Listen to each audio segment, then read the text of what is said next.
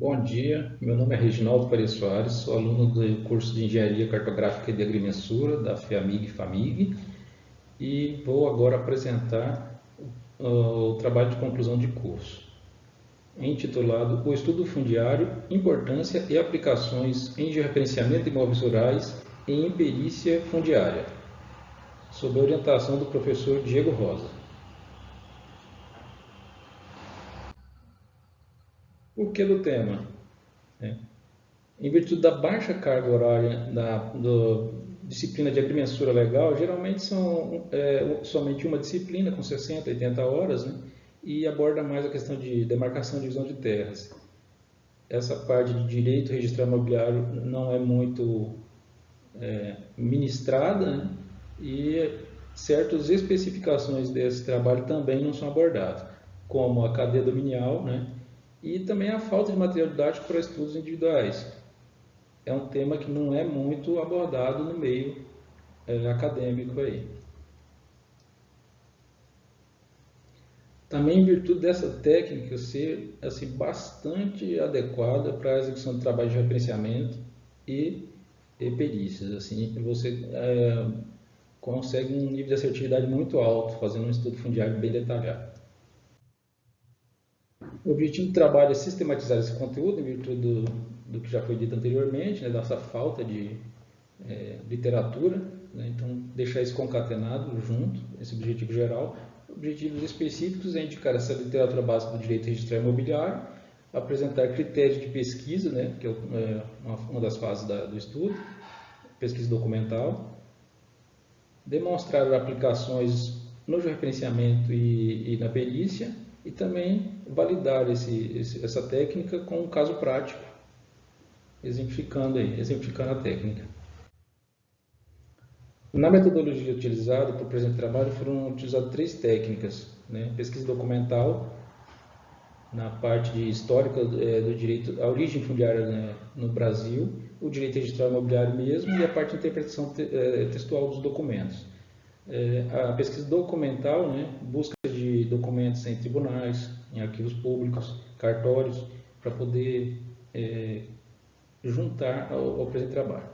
E a pesquisa experimental, que é no caso prático, né, e realizar realmente a experiência do estudo fundiário na localização do Jardim do Éden, que é o capítulo 12. Um breve roteiro da pesquisa, né, que é dividido praticamente em quatro partes, e depois as conclusões, que é a parte do sistema registral, né, origem, princípios de direitos e títulos, os princípios do direito registral, o estudo fundiário propriamente dito, né, essa parte de pesquisa documental, análise, né, a pesquisa documental abordando aí cartorial, informações de tribunais, informações cartográficas, etc. E a parte de análise de documentação, a cadeia dominial, que realmente é muito importante na parte do estudo, e a interpretação de texto também. Nas aplicações, né, trabalho de referenciamento de perícia, o caso prático é utilizar as técnicas para localização do Jardim do Éden, né, que não se tem, eu particularmente não tenho conhecimento de terem utilizado técnicas de agrimensura e cartografia para essa localização. Por fim, as conclusões. Agora, iniciando o corpo do texto, né, o sistema registral imobiliário. Por que estudar isso? Né? Porque conhecer a origem, o agrimensor trabalha com a propriedade, né, principalmente no campo de agrimensura legal, direito de propriedade. Né? Então, conhecer a origem da formação da propriedade é muito importante para se ter uma boa base, né, um alicerce para você poder analisar com mais clareza esses documentos aí. A origem fundiária e a consolidação do sistema registral no Brasil. Né? A origem fundiária do Brasil, né, com o descobrimento, a coroa portuguesa buscou um mecanismo de colonização, criando por meios próprios, né, duas vilas, né, dois núcleos de São Vicente de Piratininga, porém, como ela observou que teve um custo elevado, ela criou outro mecanismo que foram as capitanias hereditárias. Né? Aí esse donatário tinha o poder de aumentar essa colonização, que era doando terras e foram as sesmarias, né? Posteriormente teve um critério de validação das sesmarias por questões de falta de controle mesmo do uso da terra e tal. Só que aí chegou-se a um padrão de começar a delimitar também o tamanho dessas marias de 3 léguas por 1 légua. Tá? Essa fase durou até 1822, que é a fase imperial portuguesa, né? Depois que a independência ela se exauriu, havendo uma lacuna aí até 1850, quando foi promulgada a Lei das Terras.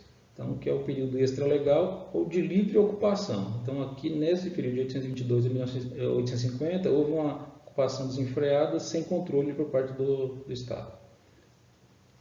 Aí, em 1850, realmente surge esse importante marco de regularização, né? Já vendo essa preocupação desses praticamente 30 anos, aí, 28 anos, né? De ocupação, período extralegal.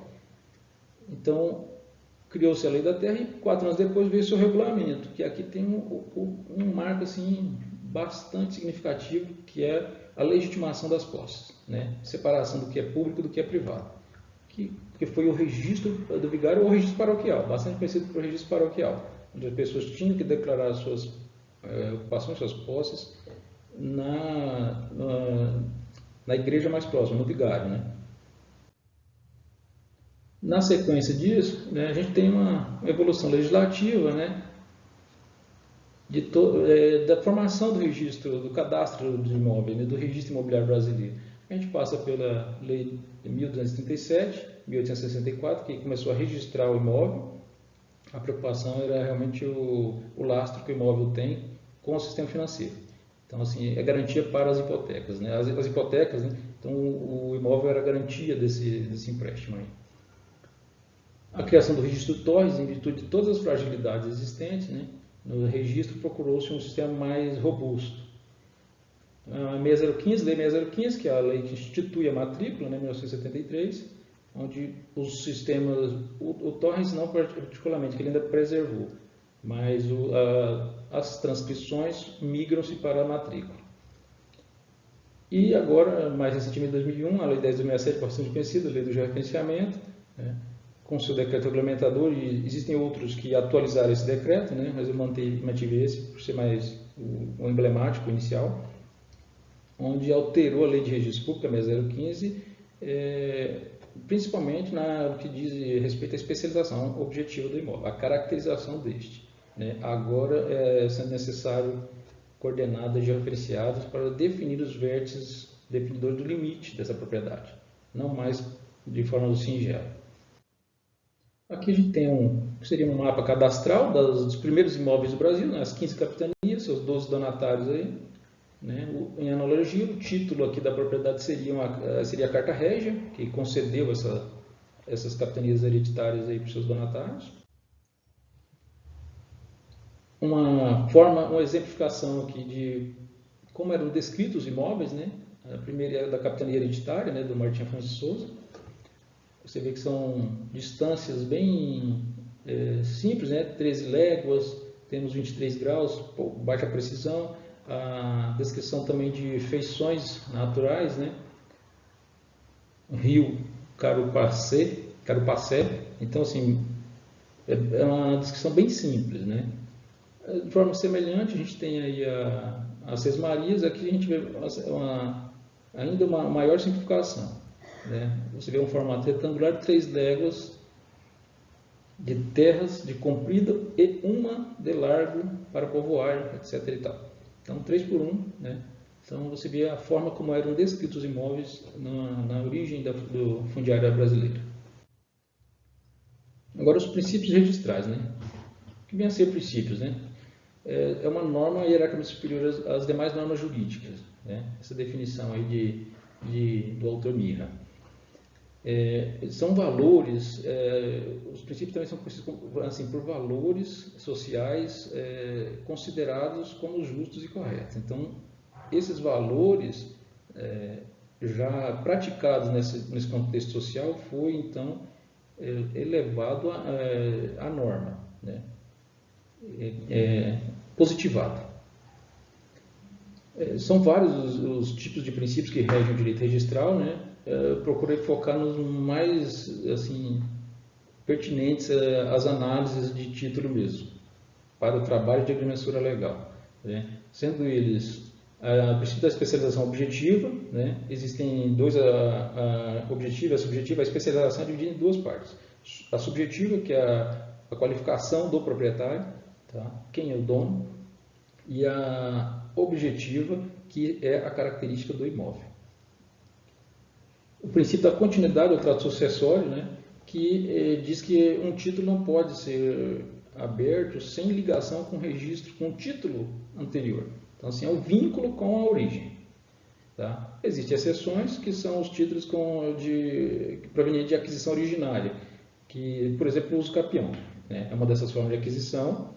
Então, teoricamente, ele nasce ali, né? Então, não teria vínculo com o registro anterior, né? Mas isso pode causar um problema cadastral aí no registro imóvel, porque o título sobre o qual foi usucapido, ele constaria sem ônus, né? Então, tem que se realizar certas averbações e tal. Outra forma de aquisição originária é a desapropriação, só que existem divergências de entendimento entre doutrinadores aí. Alguns consideram que é originário, outros não, mas poderia ser uma das formas também, sem vínculo com o registro anterior.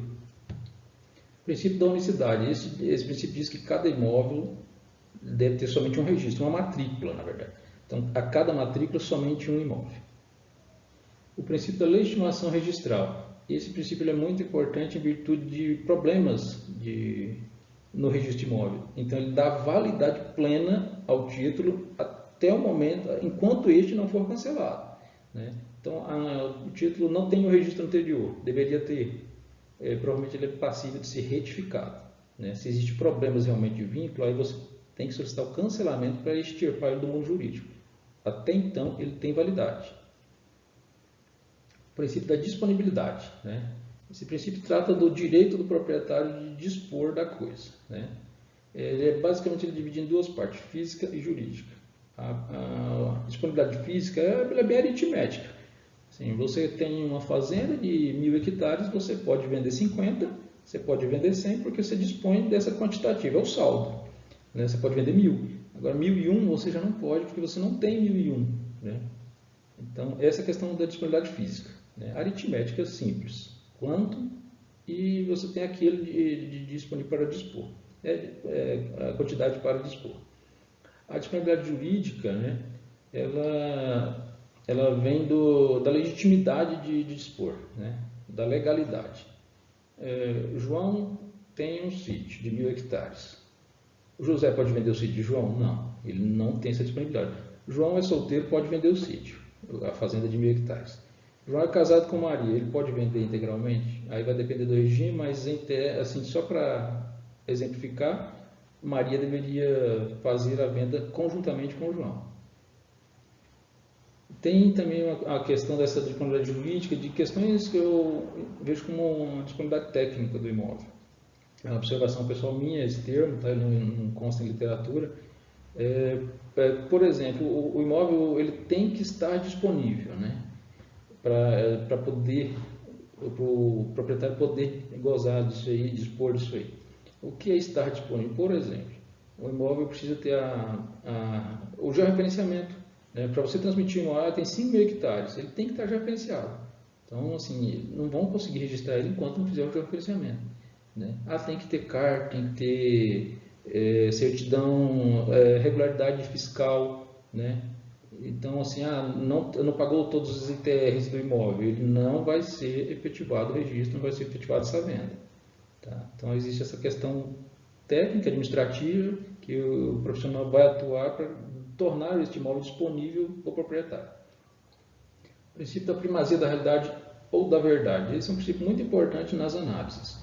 É um jargão muito comum, porque o tempo rege o ato, né? Então, quando você vai fazer uma análise documental, você tem que estar muito atento para o contexto daquelas descrições, o tempo que foi feito a descrição daquele memorial descritivo. Então, para que você na viventação, você não use um termo tão contemporâneo quanto o título, por exemplo, é de 1920, quase um século atrás. De repente, o texto queria dizer outra coisa. Então, isso é um princípio muito importante na análise. A análise, todos esses princípios se referem, são a base de análise, né, de depuração dos títulos. O que vem a ser os títulos, né? Os títulos são os documentos, né, que certificam a aquisição ou a propriedade imobiliária, né? Títulos aquisitivos exemplos são escrituras, a carta de adjudicação, carta de arrematação.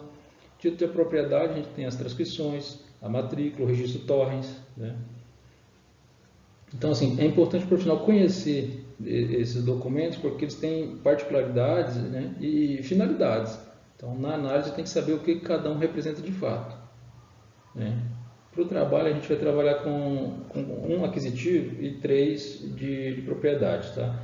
A escritura, né, que é um documento que os contratantes livremente transferem os direitos, né? O contrato de compra e venda público é a escritura, né? A transcrição, que é um registro da forma antiga, né? Uma característica particular dela é que ela não existia. O princípio da unitariedade que a gente falou há pouco, ele não vigorava nesse regime de registro. Então, uma transcrição pode ter vários imóveis registrados nela. Já a matrícula, né, é o ato que garante a propriedade real do imóvel, né, e nela ela pode sofrer 2 tipos de alterações, que são as averbações e o registro. O registro torrens, esse já foi instituído para sanar os problemas do registro, porque ele tem uma presunção de validade absoluta, né? E por quê? Porque ele sofre um processo judicial de depuração dominial. Então, ele é um título fundado em decisão judicial, né? Então, entre o proprietário, ele não se pode reivindicar a área dele, ele realmente é um título de presunção absoluta de propriedade. É muito importante saber disso. Aqui um exemplo de matrícula de tantos títulos possível, peguei o mais atual, que é o que muita gente vai acabar trabalhando e produzindo, né? Que é a matrícula. Então aqui a gente vê o número de ordem dela, sequencial, né? O princípio da unitariedade, você vê aqui, ó, é um imóvel registrado, né? A especialização objetiva, que são as características do imóvel, estão aqui, né? Os limites do imóvel, né? A especialidade subjetiva, que é o proprietário, está aqui. O registro, o princípio da continuidade, né, consta aqui no registro anterior da matrícula. A forma de escrever já em sistema moderno, né, georreferenciado aqui essa matrícula. Nela a gente tem aí uma averbação e um registro, né? A averbação ela serve para alterar características ou extinguir direitos, né? Então foi a retificação e tal. Já o registro, né, ele garante um direito real, né? Assim, na lei de registro público existe um rol bem extenso de averbações e de registro. O direito real é aquele que o proprietário, assim, ele tem direito direto sobre o bem. Então ele não tem dependência alguma com qualquer terceiro. O estudo fundiário propriamente dito, né? O estudo é a atividade que envolve simultaneamente levantamento de dados, coleta, observação, análise, né? E atividades dessa natureza, né? Focada para um serviço específico. No caso nosso, o fundiário, né? Que aí implica o conhecimento da dominalidade, da propriedade e até onde vai essa dominalidade, esse domínio, né? Que serão os limites da propriedade, né? Como a gente vê aí na definição, você pode separar basicamente em duas vertentes aí, que é uma de pesquisa, que é a parte de coleta e levantamento de informações, né? E a análise dos documentos, que é essa observação, tratamento, análise propriamente dita, né? Na pesquisa documental eu vejo como uma base do trabalho do estudo, né? Porque é ali onde você vai realmente trazer informações para poder ter uma visão sistemática da situação do imóvel. Tá? Ela compreende buscas em cartórios, né, pesquisa cartográfica, busca de processos em tribunais, imagem satélite, buscas em sistemas de informações geográficas, né, diversos, existem prefeituras, existem governamentais, enfim. E aqui em Brasília a gente tem um órgão, um arquivo público do DF, ele guarda um acervo bastante robusto e assim, muito importante aí, que pode contribuir demais, e outros locais devem ter também. Vale a pena observar o que existe de material cartográfico, né, informativo nos arquivos públicos.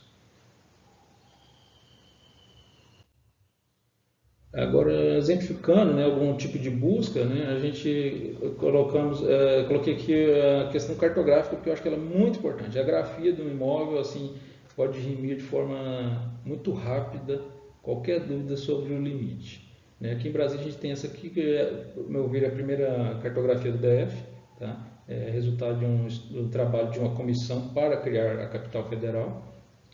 Ela está depositada no arquivo público. Então ela consta todas as fazendas, foi feito um cadastro, identificar todos os imóveis existentes no Distrito Federal e seus limites, pelo menos o imóvel macro, não as glebas internas. Aqui, embora seja um croquis, ele não guarde uma certa qualidade matemática, por própria definição, porque um desenho esboço à mão livre, só que uma linha pode realmente tirar dúvida assim, de muitos documentos lidos. Então, assim, uma grota, um córrego, que são muitos, de repente, pela posição aproximada, a pessoa consegue definir com mais clareza.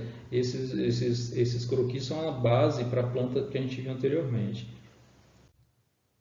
Aqui também, embora naquela planta inicial do cadastro geral do DF, a planta cadastral, o índice cadastral, não conste as glebas internas, mas existem muitas plantas topográficas internas dos imóveis ali representados.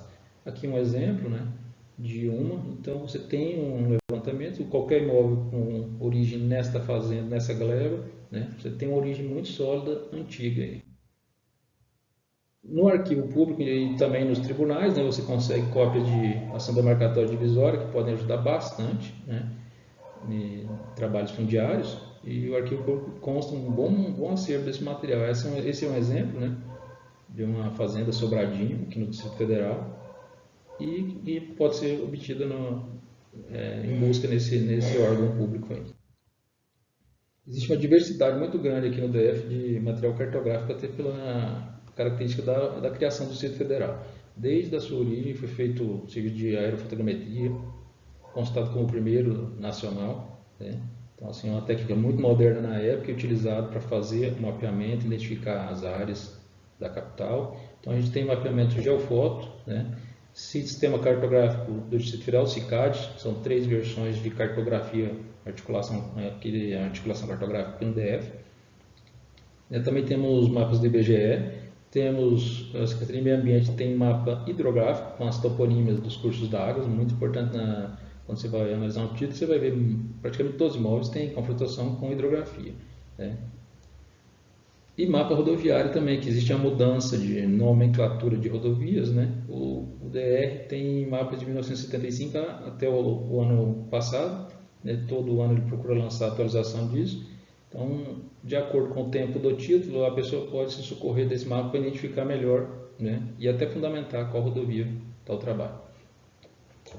Análise documental. A análise é a dissecação. Depois de você fazer toda essa pesquisa, correr atrás de informação, desde o pedido com o proprietário, como a norma do INCRA indica, pegar o máximo de informação que ele tem e depois correr atrás em outros órgãos e lançar mão de outros recursos para aumentar o número de documentos, você tem que dissecar isso e compreender toda essa realidade do imóvel. Um método muito bom é montar o fluxo dominial dele.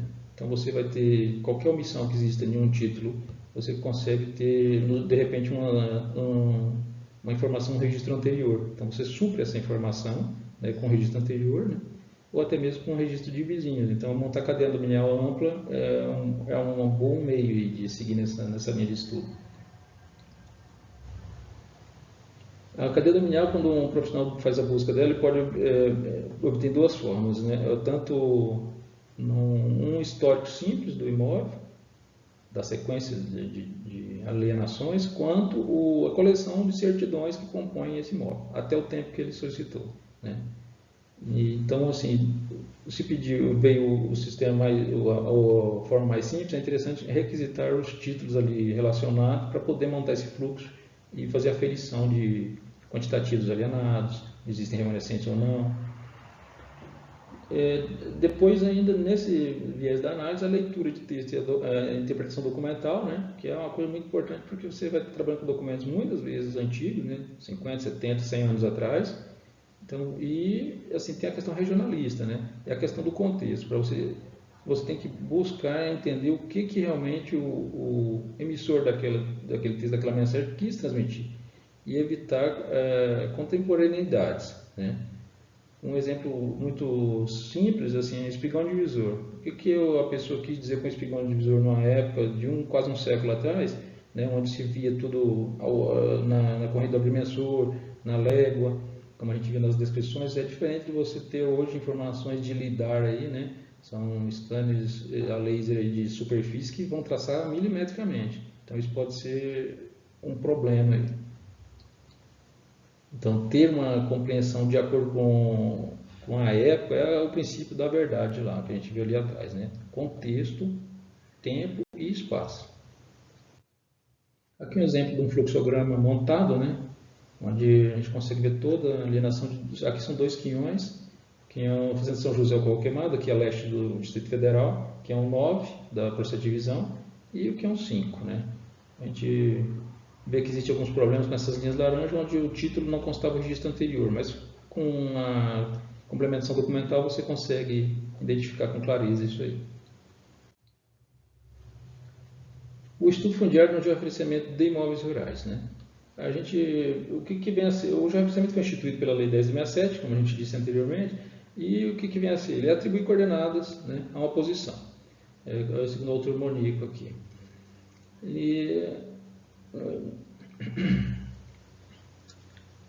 Bom, o estudo fundiário, a aplicação dele se dá assim, por uma questão normativa, né?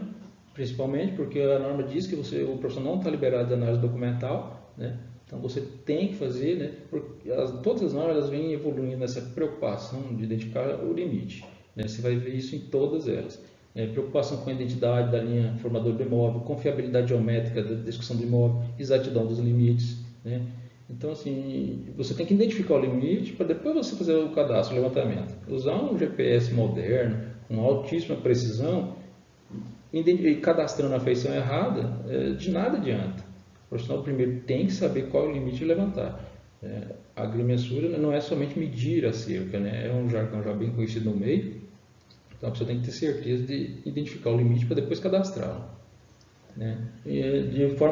No segmento da importância também, né? A gente sabe que a especialização, o georreferenciamento é agora a especialização do título de propriedade, da matrícula. Então, assim, vai trazer uma segurança jurídica muito grande, né? Você ter estudado e ter certeza de que aquele é o limite, né? Também, né, você vai evitar problemas, né, no ponto de vista negativo, de não fazer, de fazer mal, fazer superficialmente, né? Porque se houver, fatalmente, o vizinho logo vai fazer o GEO dele também. Se houver algum problema, né, o INCRA vai cancelar a certificação de quem foi descuidado aí na análise documental. O estudo na perícia fundiária, né? A perícia é aquela investigação técnica que o juiz, por não ter a habilitação profissional, ele se socorre de um expert, né? do perito. Ele nomeia um profissional da área que ele precisa deste conhecimento para fundamentar, fazer sua convicção e decidir, tomar a sua decisão aí nas sentenças aí, né? Segundo o Liporini aqui, o trabalho pericial terá como meta principal o estudo dos títulos. Esse aqui é focado na área, nas ações de reivindicatórias, ações dominiais, tá?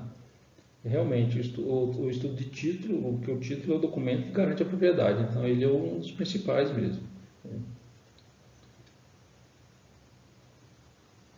E através do estudo é que o perito vai poder fundamentar bem o seu lado e responder aos quesitos das partes, né? Os quesitos do Ministério Público, do juiz, das partes autora, réu.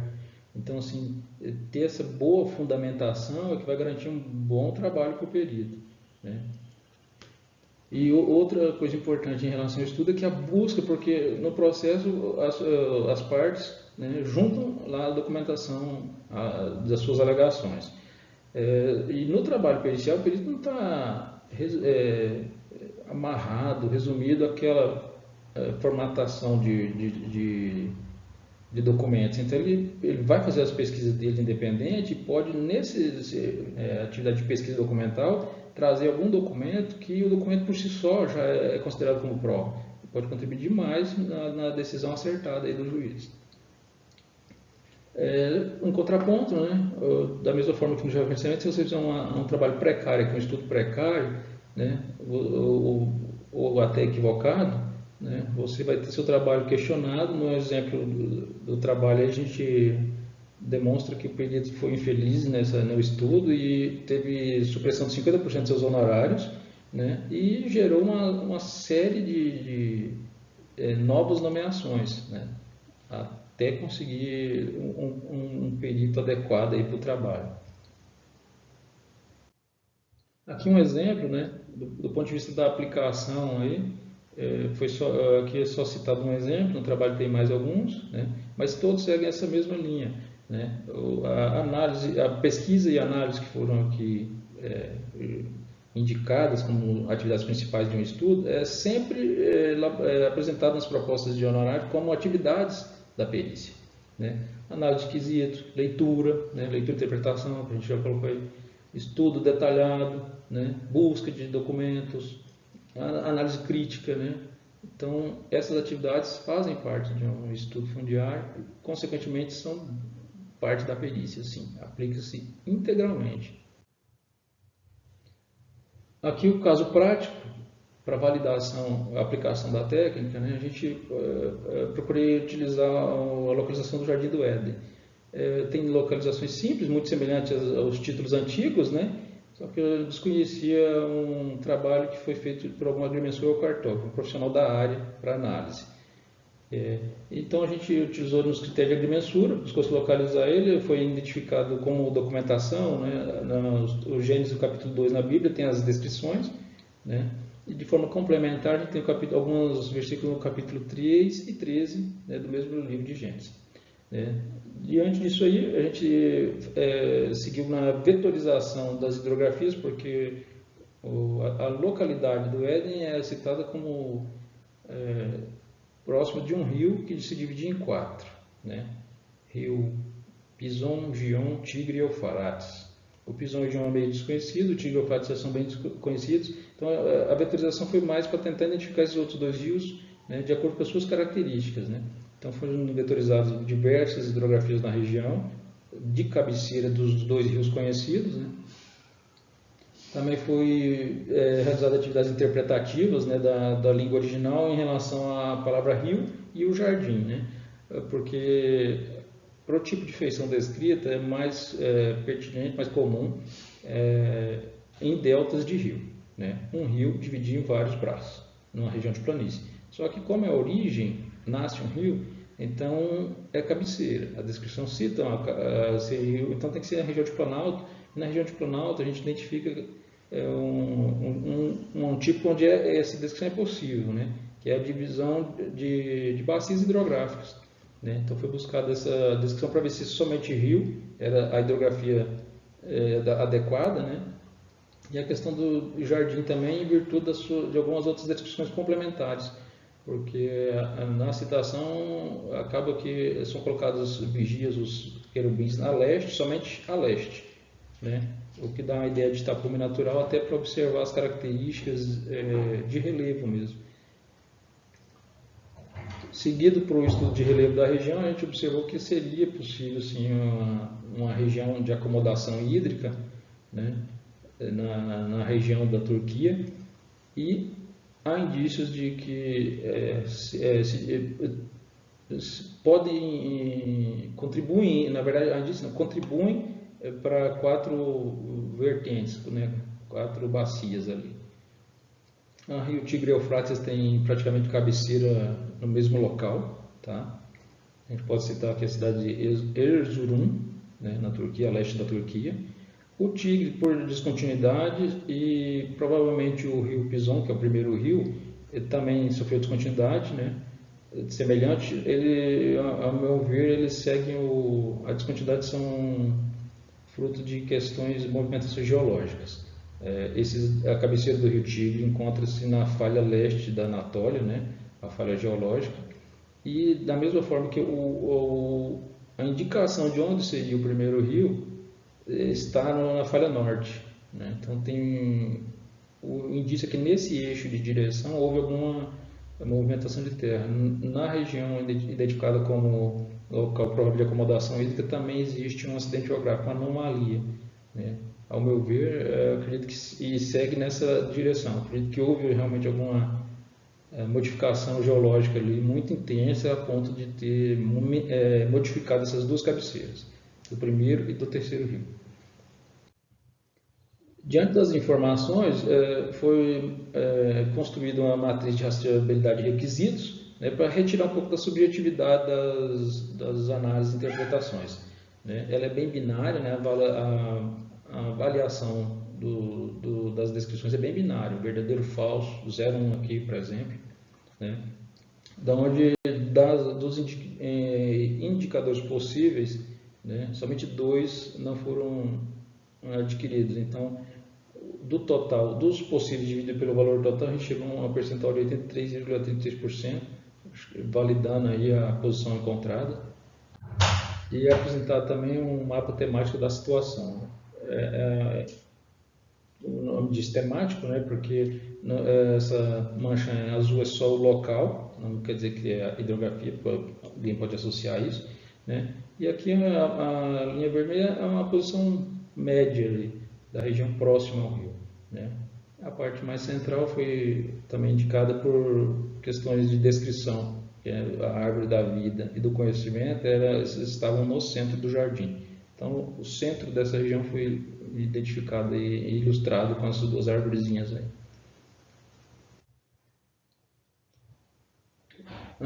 Nas conclusões, né, a gente viu que o profissional de agrimensura e cartografia ele precisa, que for atuar em agrimensura legal, precisa estudar direito e registrar imobiliário. Ele realmente tem que conhecer, porque senão ele não vai ter uma boa base para análise e fundamentação dos seus trabalhos. Tá? Do ponto de vista dos objetivos propostos, né, a gente conseguiu aí sistematizar uma quantidade razoável de conhecimento nessa rama do direito, né, indicar boas fontes de pesquisas aí, e no caso prático, né, tanto fazer as demonstrações para georreferenciamento e perícia e demonstrar um caso prático integralmente. Né. Do ponto de vista da importância, assim, um estudo de qualidade realmente agrega valor ao profissional, né, valor real, tangível, né, do ponto de vista que, à medida que você é mais assertivo, você consegue agregar uma melhor remuneração dos seus trabalhos. Né? E do ponto de vista da imagem também, porque ter suas certificações canceladas, até existem casos aqui até repetidas vezes, assim, e ter suas perícias impugnadas e não homologadas, né, acaba que afeta a imagem do profissional. No caso prático, como eu dito anteriormente, foi possível localizar uma posição que atende bem as descrições em um percentual de 83,83%, que seria Kirkgozeller, no leste da Turquia, aí, né, na margem de uma cabeceira do rio Arax, que seria, a meu ver, a localização do jardim. Atende ao ponto, na verdade, o único ponto identificado que atende às descrições contidas nos textos bíblicos aí. E por fim, né, a título de sugestão mesmo, assim, sugere que o estudo fundiário ela ingresse como disciplina na agrimensura legal. Porque o agrimensor não pode se resumir a medir a seca que algum proprietário indica, ele tem que analisar bem a fundo aí realmente as documentações. Então, eu acredito que ter isso aqui na grade, na formação dos profissionais, vai tirar ele assim de um marco de inércia. Tem que sair disso aqui depois de formado, ele pode tropeçar muito no caminho aí. Bom, finalizando a apresentação, deixo os meus contatos aí para as perguntas que surgirem, para tirar dúvidas que a banca tem aí. E agradecer a atenção do orientador e de todos os profissionais da banca que vão analisar o trabalho. Obrigado, até mais.